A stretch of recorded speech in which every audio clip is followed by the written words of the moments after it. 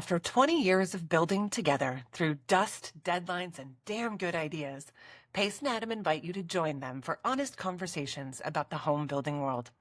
Welcome to Build Connected, where experience meets insight, powered by Diamond Home Restoration. Hello, everyone. Welcome back to Build Connected. I am Pace. And I'm Adam.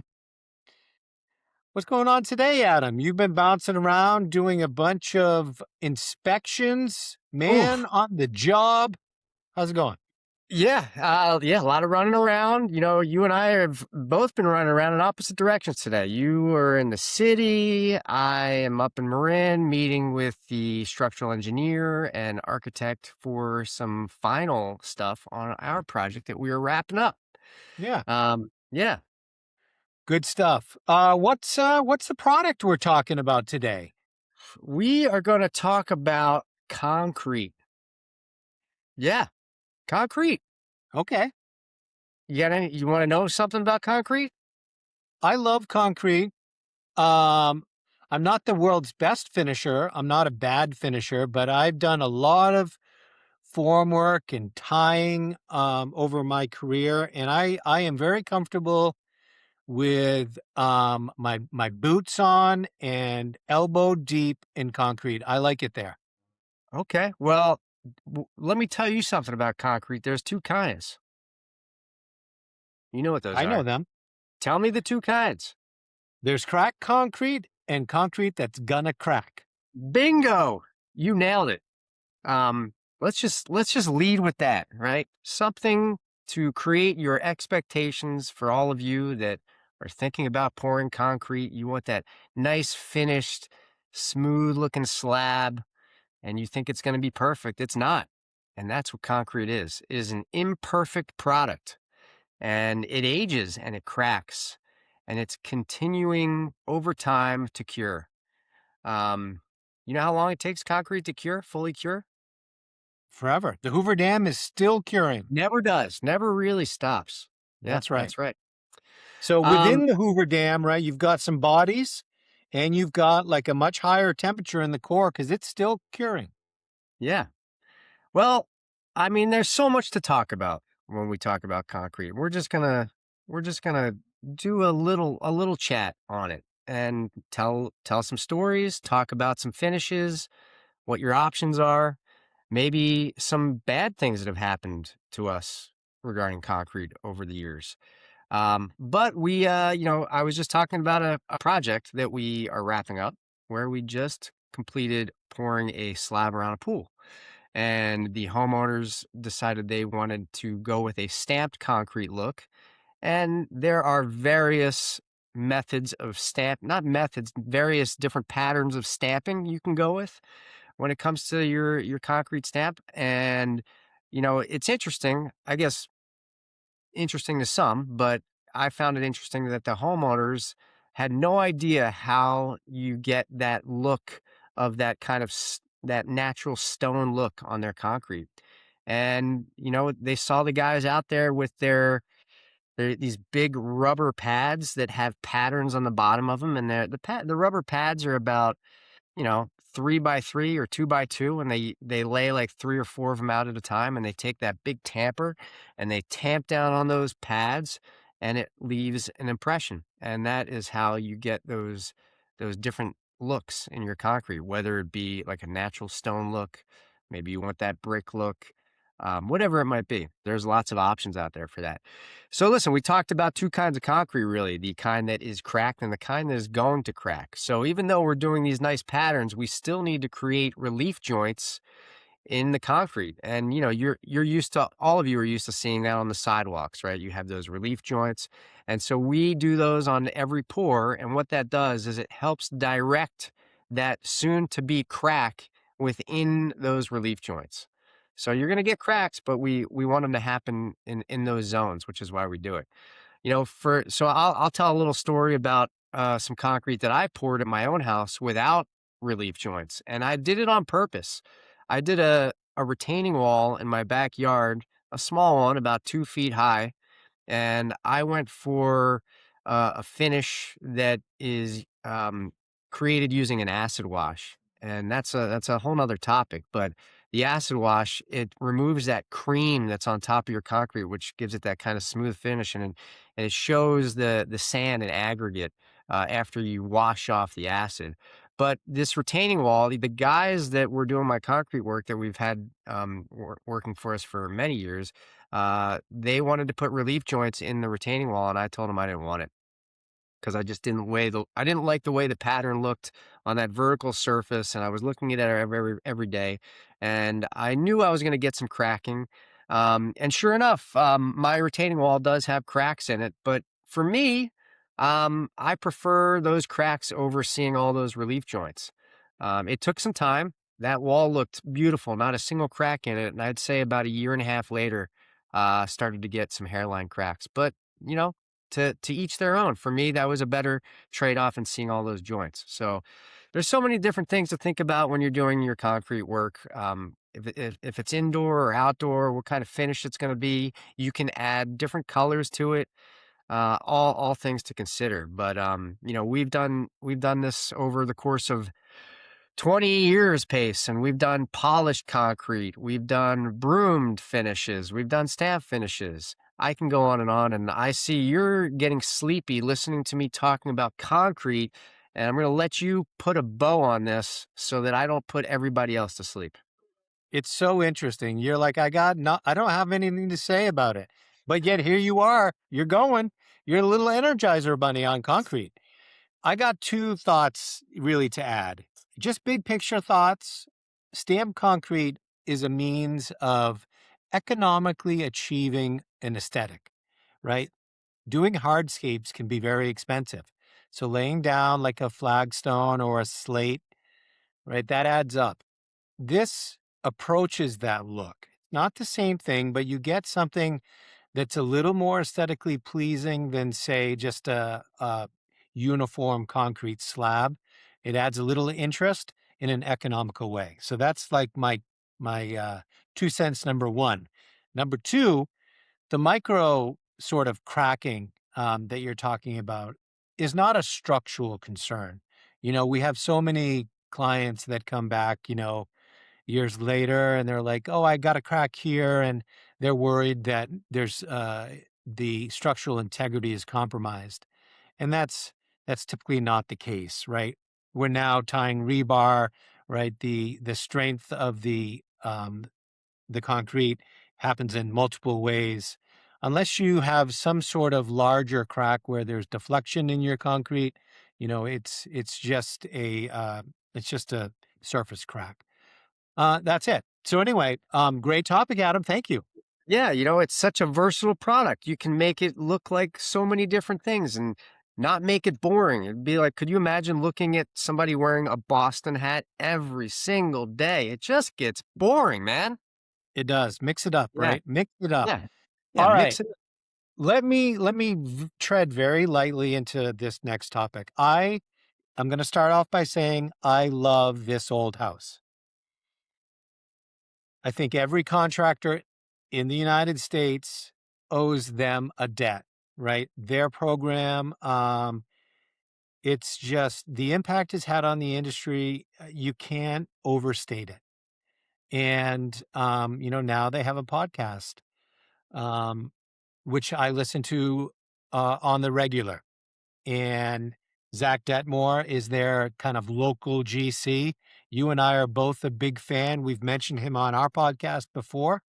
And nothing but respect for Zach. Nothing but respect. Last week's episode, though, Oh there was boy. a segment that I feel I'm gonna phrase it in the best way I can. I feel that there was a missed opportunity.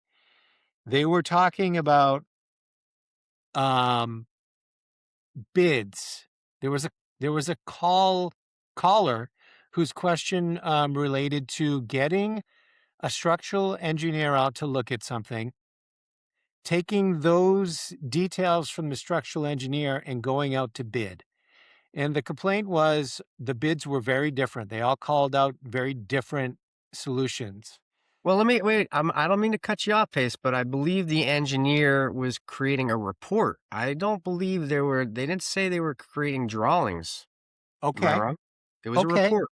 So, I don't recall because the thing that followed is what really got my attention, yeah. right? There was the opportunity. So I think the question was, which one do I go with? And one of the suggestions was send it back to the engineer and let them pick the contractor. Did you And to say me, that that's did you say they got 3 bids? I think you might have left that out. Just they were I advised said to that get they got bids. I don't know that the number was three. Let's say it's three. okay. For me, that's a hard no. That is not the solution on any level. The opportunity was presented to discuss what a good solution is. And the first thing that I would say as the contractor is this is a great opportunity to have your contractor and the engineer sit down at the beginning to come up with a solution to kind of value add, right? Like the engineer might have one suggestion. We might say, that sounds great. We could also do it this way, right? And that starts the foundation of a team, right? The idea of the engineer putting something on paper and then just going out to bid typically results in someone selecting the low bid. And that's never the right solution. Similarly, having the engineer pick some contractor just on their estimate and not having a face to face and a feel for who that person is, their trustworthiness, their ability to listen, all of those things. I think that's another missed opportunity. That's it. That's all I wanted to say is the opportunity was there to really set the foundation for a team and work on that solution. And I feel like that was missed. Yeah, I mean, some of the there were so many good things that he said too. I'm gonna take your side here, Zach. Okay. Um, Things like, go with your gut, right? You meet these people. What's your gut telling you? Are they somebody you can work with? Are they trustworthy, right? I love And that part. yeah, I know you do. I'm just saying it out loud. So that's important. I think, the point you're making is listen, you're gonna have to take a leap of faith at some point. Take the leap of faith with somebody and then work with the engineer, talk to them, come up with solutions, and then come up with your pricing from there. Yeah, that's right. I think this is an exercise in putting the team together with people that you trust. I think that's it. I think it's not about weighing the material and the price, like and someone blindly doing that. I just don't think that's a good solution. Yeah. All All right, right. Moving on. Thank you for that pace. But yeah, this old house, good show. I'm gonna say it one more time. I love this old house.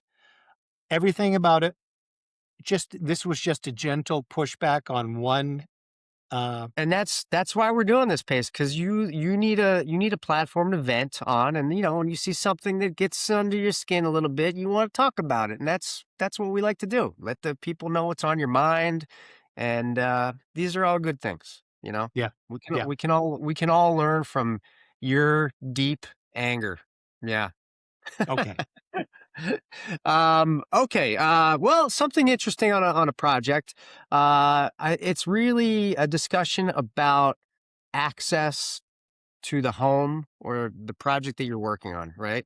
That's what we want to talk about. We spent a lot of years working in San Francisco. I moved to the Bay Area in 2005, and man, all you and I, we worked in the city for gosh, how many years? What year did we move our home base to Marin County? That was I mean, I was working there 20 years. 20 years. All right, let's call it 20 years. Anyway, the point of this is San Francisco's challenging with access to homes. So many different hillside homes and access to only the front of the house because the houses are all touching. You can't just walk around the side yard of a house there like you can here in Marin County. Not to say there aren't challenges here as well. We've talked about a hillside project we're on. An old client of ours, we absolutely love this individual, and we travel to San Francisco to do work occasionally at that property, and it can be challenging because of the access. Currently, The house only has frontage access, no side yards, like I was saying. And sometimes carrying material to the location where you're doing the work presents numerous challenges, right? And for us, we've got lumber, bags of concrete, specifically 40 to 50 bags of concrete that need to get carried out to the rear of the home. And you have to figure that out and solve for that. You have to solve for it from a financial aspect, and you need to solve for it with your team of people and how you're going to move those materials and protect the areas that you're tromping through to get to where you're going. So anyway, it's always a challenge. It's interesting. Sometimes we come up with solutions that I'm surprised that we come up with, but various methods, right? Handing giant pieces of lumber over a balcony that's 40 feet up in the air, right? So, this specific home has different balconies, and you're passing it from one level to the next level of the balcony, and then finally to the ground. It's time consuming, it's hard work, and it has a lot of challenges. It is so interesting, and it's really every urban environment you have this type of challenge. Like, just think New York, right? You're working in a high rise, you've got no parking, you've got one old 100-year-old elevator, right? Everything has to make its way up to an upper level, through that elevator, and like figuring that out is challenging. We've got that, right? And you and I have done the high rises here where we've got no parking, we've got a timed access through the building that we have to take advantage of. We can't You just gotta freely. cut sheets of sheetrock in half to get them in an elevator, right? Yeah, we've done all of that. And then when you have a very dramatic hillside, cliffside, really property, all those challenges you talked about, just planning for them, like what it does to the financials, like you said, but also the timing of it. Sometimes there's an entire day that's just moving lumber and tools and stuff up and over a house and then level by level down the other side. It's a real balancing act. Yeah, and it's something I think some people think about when they're purchasing a home too. They're like, "Ooh, I'm gonna wanna do work here. This is gonna be challenging," but some people don't, and you wanna think about that stuff if you're purchasing a home too, right? You wanna really figure out what it takes to do work on that house because it's gonna cost you more money if the access is difficult and challenging. Not that it can't be done, it always usually can be, but at what cost?